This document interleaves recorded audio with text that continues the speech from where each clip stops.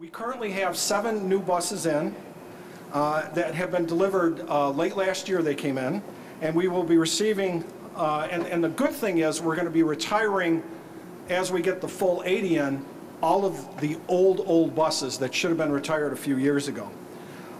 We're also introducing a new bus app for Apple and Android users on real-time DDOT bus service. So a person doesn't need to wait at a bus stop. They can wait in their home and see when that bus is coming, and only wait 3 minutes before the bus comes and show up, and it'll be there.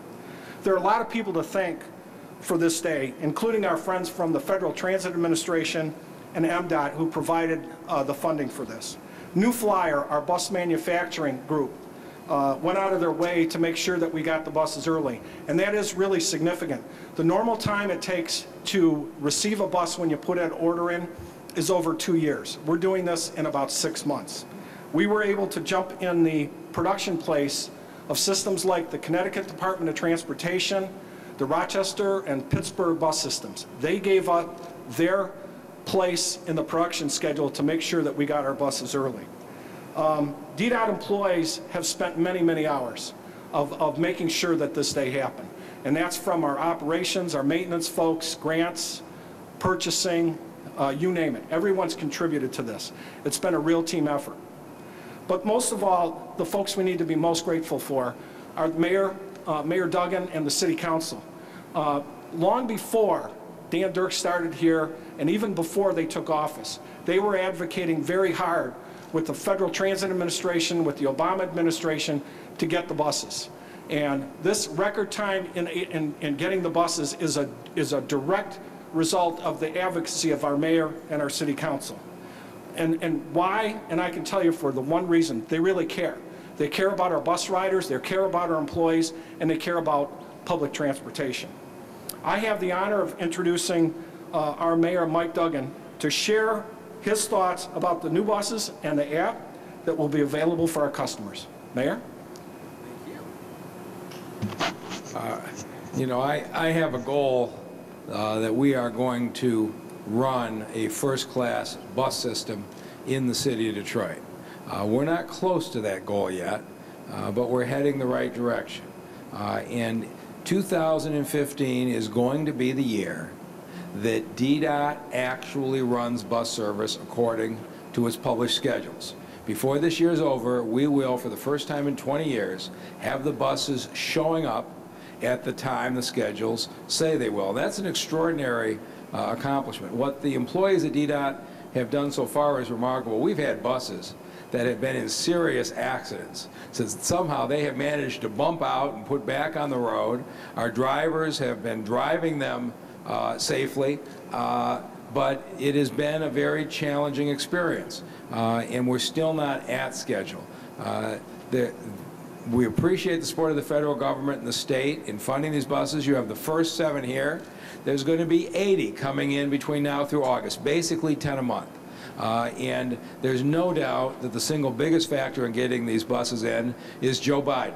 The Vice President has taken a personal interest in solving the bus problem of the city of Detroit. I've talked to him 5 or 6 times about it. He's called me from different countries to let me know where the grant was, and they've helped us in making some calls to some different transit properties in the country that had orders in to let us step into line to shorten the delivery. And so what the public is going to see is every week that goes by, see a couple more of the new buses out, few of the older ones retired. We're going to come closer and closer to schedule, and by the middle of this year I think we're going to be on schedule.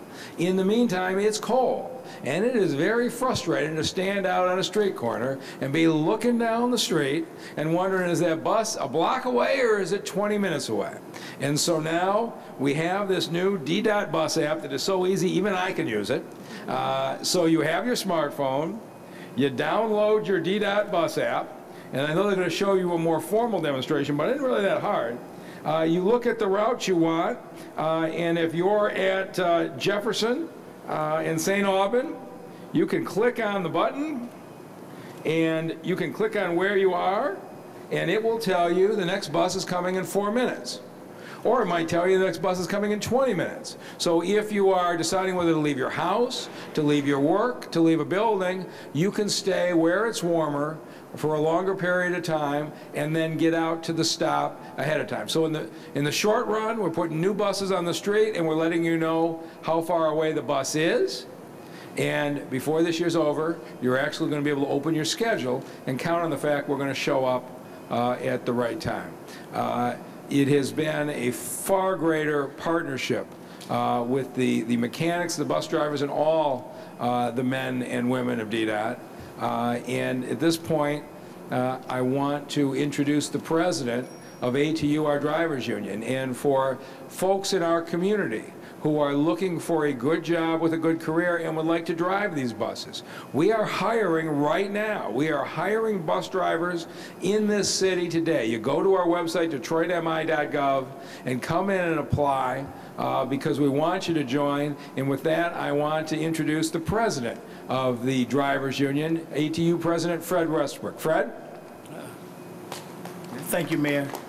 Giving honor to God from whom all blessings flow. It truly is a blessing that we have a mayor like this that's really interested in the city doing well, but most of all interested in the Department of Transportation doing well.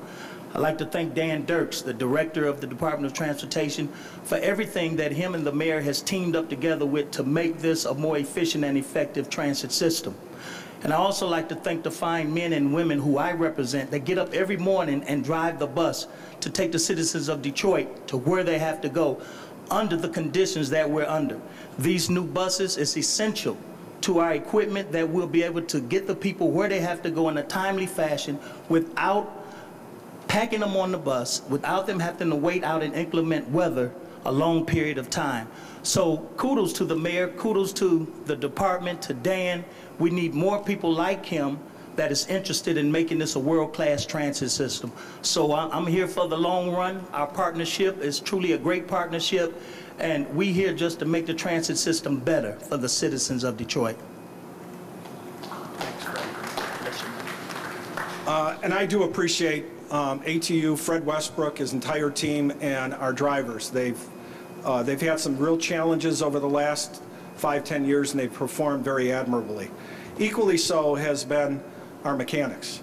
And we have the privilege of working with ATU, or AFSCME Local 312 and President Phil Douglas, who represents their members well and is part of the team that's helping DDOT get better. Phil? Good afternoon. I'd like to thank the mayor and his staff and Dan Dirks and his team for coming up with the plan to purchase these buses for the city of Detroit. I represent the men and women of vehicle maintenance, and we're very happy and proud that we're getting these buses. As a city employee and a resident, I think this is a very positive and a very good step for the city. And the most important thing is Mayor Duggan is committed, along with Dan Dirk, to provide a better and more profitable transportation system for the citizens that rely and catch the buses every day. Thank you. And last, before we do our bus app, you know, one of the things that we've tried to do since we started in January is meet with a number of different advocacy groups, the folks that ride the buses all the time, the ones that are there on late Saturday evenings, on weekends, early in the morning, and late at night. One of those groups is the Motor City Freedom Riders. And Regina DuBose has been one of the key advocates for it. We meet with Regina and her crew about 5-6 times a year. They've been very helpful in helping us point out some of the specific problems. And again, we have some certain issues, but helping us find common, easy solutions to some of the problems. We've invited Regina to come and talk a little bit about what these buses will mean from a rider's perspective. Regina? Thank you. As a representative of the Motor City Freedom Riders, I want to first thank our fearless leader, Mr. Joel Batterman, for asking me to do this. I think this is a great opportunity for us to have the new buses. As a rider myself, I've been riding the bus for the past 7 years. It is a great convenience. These new buses is a great morale booster for the citizens of the city of Detroit. It's a great morale booster for the riders because we can now feel comfortable. We can have buses on time. And it's a great morale booster for the workers, the drivers, who have been courteous, they have been kind, they have been considerate, they have been working very hard to keep the system going, and we certainly appreciate that. So as a representative of the Motor City Freedom Riders, we will continue to bring to Dan Dirks and to the mayor the concerns of the citizens, the bus riders, and we look forward to having a great bus system in the city of Detroit and throughout the region. Thanks a lot. Thanks, Regina. You know, one of the things that Regina and her group brought to us early on was a better way of communicating to our customers who have to wait for buses. I mean, when it's raining out and, you know, the bus is going to be 15 minutes to get there, isn't there some way that we can work with our customers so that they don't have to wait at the bus stop, but they can wait in their home, at their place of work, at school, wherever? And Paul Talifer, our deputy director, has taken this challenge on personally, and he's worked with a software developer at coming up with a program that not only will tell folks when the buses are showing up, but graphically show them on the map. And we're going to give you a demonstration. And you can get this on Apple iTunes or Google Play. It's Detroit Bus app. And we're going to show you the different things you can do. As the mayor said, the first thing you can do is go to a specific route. And let's take Woodward Avenue, Paul. By numbers on the left-hand side? Number of the bus routes on the left-hand side is number 53. Okay, and let's say we're going southbound. And let's say we're going southbound from Boston Boulevard. We'll pick a stop. Woodward and Boston Boulevard. Woodward and Boston. We list every single stop on Woodward. Okay, this will show that there are buses coming 8 minutes, 10 minutes, and 23 minutes. Let's take the one 10 minutes, Paul. So this is, you know, typical bus apps, you can see how much time it takes. But graphically now you can actually see on a map where the bus is. And the nice thing is, if you want, this works through an automatic vehicle location system, and every 30 seconds it's updated. You'll see those buses moving. We've tested it. We started using it in the summer. We had a number of bugs. We got a number of folks to test it for us. They made suggestions, and it's a really great tool for our customers to have. Okay, let's switch back, Paul, and we'll go to the second, which is favorites. Now, you do have a favorite. All right, so Paul has a couple of favorite locations. Let's pick Gratiot and Harper, Paul. And this will pick up the Gratiot route, and let's go again back to the 15, I think it's 15 minutes. Yeah, Yep. Yep. All right, go ahead. And again, graphically it'll show exactly where that bus is right now. It'll show the other option where it is also. Okay? Next. The nearest stop. You're riding the bus, you're not sure, you have a couple of different options, and we'd have a couple of different options here. Let's take the Warren and Russell, the first one, Paul. Yep.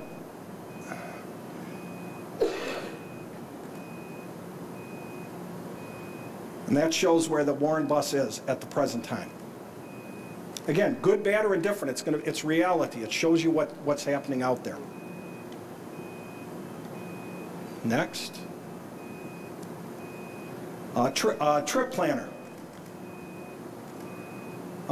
This is where your location is. You can put where you are, or it'll pick it up automatically, and you can put the address of where you're going. And we'll put in, for our purposes, 1 Woodward Avenue, Detroit.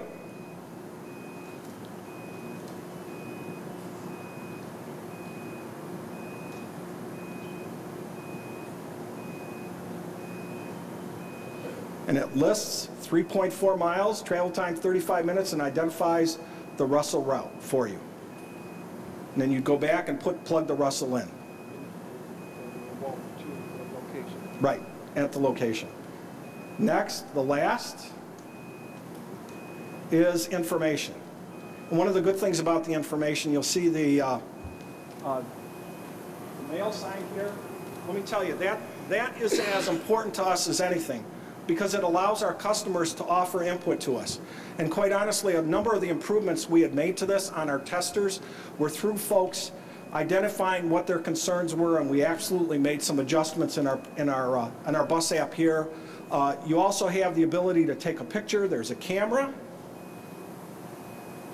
right in the corner.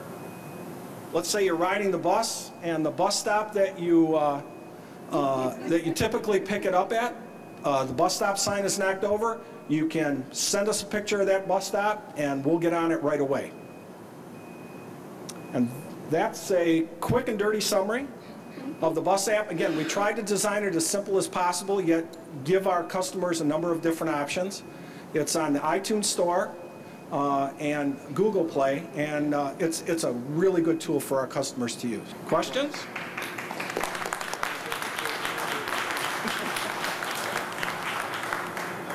Anybody have any questions? The money for these buses seems to be coming from federal grants, and you're giving it, Right. where are we right now with the Detroit budget and getting city resources to get the equipment you need? We have appropriate funding in the Detroit budget. We've got the money to hire drivers, and we've got the money to hire mechanics. But you're talking about a total capital expenditure of how much on these buses? On these buses, 38 million. So $38 million in capital for the buses. We've got the money to hire the drivers and mechanics. We've got the money to put the cameras inside the buses. We've got the money, and we have hired the transit police. What we didn't have was the $38 million to buy the new buses. And that's where the federal government in particular and the state government with this matching money came in. There was no $38 million to buy 80 new buses. That was the key piece. You hadn't really addressed the safety part of it with the cameras. Where are we at with those, and when will they be completed? we have cameras on 50 of the buses. They're coming next week to install them on the rest of the buses. The only cameras they are not going to install are on the buses we'll be retiring over the next 6 months. So by the end of January, They should be complete with the install by the end of March. the end of March, all of them. That's 290. Can you talk a little bit more about the transit police? I mean, how many officers are working on these buses and how that Sure. works? We have 29 transit officers operating. Actually, the number of incidents that we've had from calendar year 2014 compared to calendar year 2013 is down over 50%. So we know it's working. Between the cameras and between the transit police, it's working very effectively. And we think that's only going to get better. Fred, you want to talk about that? Well, the only thing I can say about the transit police is that they are out there, they are doing a good job. I think the only holdup is they're waiting on vehicles where they'll be able to ride up and down the lines to get to us in an adequate time if need be, if there's a problem on the bus with passengers or drivers being assaulted. So it is a blessing that we do have transit police now. And what about the undercover Detroit officers that were riding buses back in 2013? I think there were some issues. Are they still on the buses? Well, if they're undercover, we wouldn't know. But I mean, But from the mayor's office, they do have officers undercover on the buses. I don't know how frequently they are on the bus because they're just that, they're undercover. with the program versus. Yes, yes. You know, you've had a number of pieces have come together. One is the buses are coming more frequently, which has reduced some level of the passenger anxiety that's been expressed at the drivers, which was completely unfair. The drivers who show up are the ones who are doing their jobs. They did not deserve to bear the criticism that they were getting. But that, plus the cameras, plus the police, I think has gone a long way to making the buses a lot safer. You haven't been seeing the kinds of stories you saw 2 years ago about incidents on the buses. I won't tell you it can never happen, but it's gotten a lot better, and I think everybody who rides the buses knows that. Any other questions? Dan, you talked about this accelerated schedule of getting the new buses, and these other places like Detroit, I guess that third place. Yes. Seems like an unusual approach to take. Can you tell us It's very, yes, it's very unusual, and there's almost stories with all of them. That's where Gilead Corporation identified some potential candidates that might be willing to piggyback. Connecticut DOT was one, and that was relatively easy.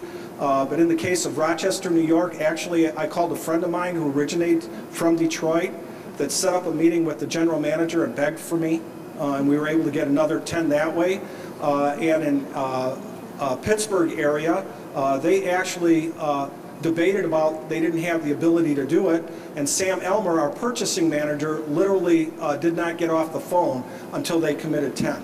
And these are true friends of transit. I have to underscore that. And in every single case, I'm not sure these folks would have given their places up, but it was their opportunity to give Detroit a helping hand. And it's much appreciated. You know, the transit world is large, but the transit world is small. And we all, whether we're in Rochester, New York, Pittsburgh, Pennsylvania, New Haven, Connecticut, or Detroit, we're all pull for each other. And that's really that spirit of cooperation that made that happen. And again, it's normally 2.5 years. And in many cases, we were able to do it in 6 months. Plus, we were able to purchase the buses at the rate of which the original RFPs went out. So we saved money by doing it that way also. But Roger, the way it would typically work is a property like Connecticut might have in 2012 said, we place an order for up to 40 buses. And then that spot for the 40 buses is held in the production line for October of 2014. By the time they get there, Connecticut might conclude they actually only need 20 buses, or only have funding for 20 buses. And so they would then say, Detroit will take our other 20. And it's been great. The manufacturers, the federal government, the other transit properties all knew that we were looking. We couldn't wait 2.5 years. And so anybody who had any capacity that was already in the production line was just enormously cooperative and letting us slide into those spots. Any other questions? Thank you all very much. I hope you get a ride. Are you taking them on a ride? Anybody going to take them? Maintenance? Fred can drive. Yeah, I do want to, again, give special note to Joe Gibson from New Flyer. New Flyer has been about as good a partner as it can be in helping us get these buses as soon as possible. Thank you very much.